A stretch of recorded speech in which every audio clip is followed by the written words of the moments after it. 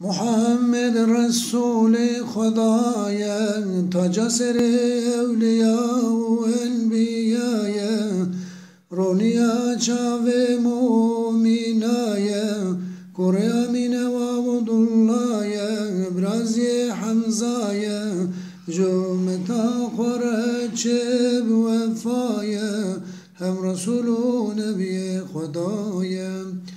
Muhammed Resul-i Khudaya, şirin dili Müslümanaya,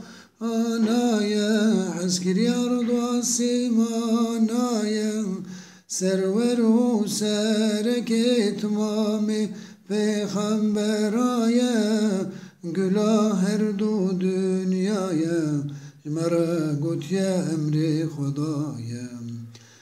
Emri Khudal ser çavayel ser seraya, egoj mera gotye Habibi Khudaya, Habibi Khudaya.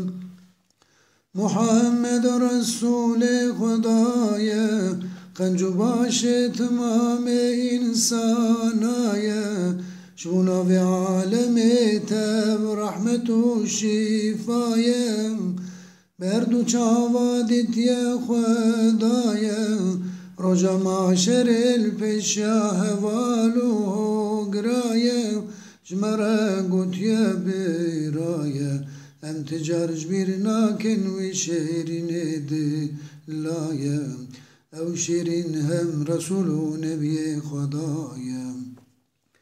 Muhammed Resul-i Khudaya, canan-ı canaya, jmara gotyer ya kancu başaya, dağanem nekşinin derdu küllaya, şevka vidaya dünyaya, aşka ketye dillaya, zavh şekir ya Khudaya, ama evci hecaya, hem Resulü Nebi Khudaya.